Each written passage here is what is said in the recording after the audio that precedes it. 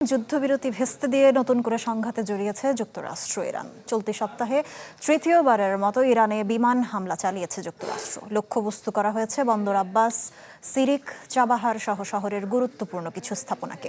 পাল্টা জবাবে কাতার, Kuwait, Oman, Jordan ও সংযুক্ত আরব আমিরাতে থাকা মার্কিন স্থাপনায় হামলা অব্যাহত রেখেছে ইরান। চলমান উত্তেজনার মধ্যে হরমুজ প্রণালী ফের বন্ধের ঘোষণা দিয়েছে তেহরান। এদিকে বৈশ্বিক জ্বালানি বাজারে নতুন করে তৈরি হয়েছে অস্থিরতা। ইরানের দক্ষিণাঞ্চলের বেশ কয়েকটি এলাকা কেঁপেছে যুক্তরাষ্ট্রের ছোড়া ক্ষেপণাস্ত্রের বিকট শব্দে। রোববার চালানো হামলায় লক্ষ্যবস্তু করা হয় গুরুত্বপূর্ণ বন্দর শহর আব্বাস সহ শিরিক, চাবাহার, বন্দর দেইর এবং আসালুকে। হরমুজ প্রণালীতে সাইপ্রাসের পতাকাবাহী জাহাজে হামলা জবাবে এই অভিযান চালানোর কথা জানিয়েছে ইউএস সেন্ট্রাল কমান্ড।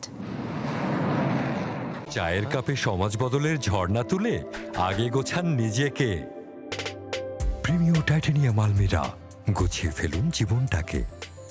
পাল্টা হামলায় জর্ডানের একটি কমান্ড ও নিয়ন্ত্রণ কেন্দ্র, কুয়েতে মার্কিন রাডার স্থাপনা, ওমানে মার্কিন নৌবাহিনীর সহায়ক প্ল্যাটফর্ম এবং কাতারে একটি যুদ্ধবিমান রক্ষণাবেক্ষণ কেন্দ্র ও কমান্ড স্থাপনায় আঘাত হানার দাবি করেছে ইরান।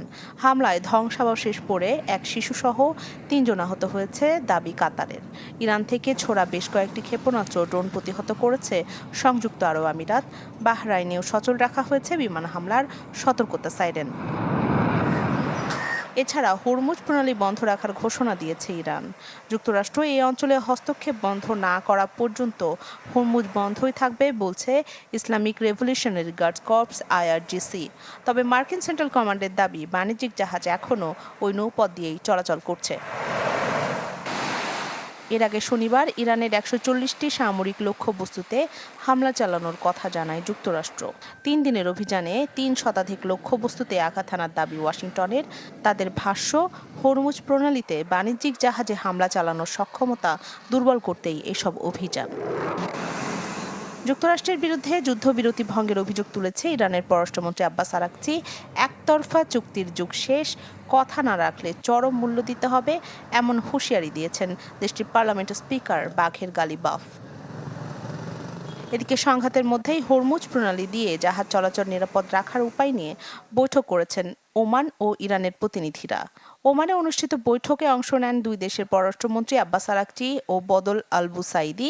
এতে হরমুজের দক্ষিণ অংশে জাহাজ চলাচলের জন্য উন্মুক্ত করে দেওয়ার আহ্বান জানিয়েছে মাস্কট, তবে এতে সম্মতি জানায়নি তেহরান।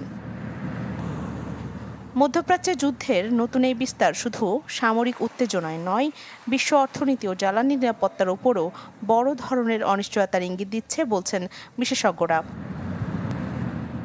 রাখি জেসমিন, চ্যানেল 24।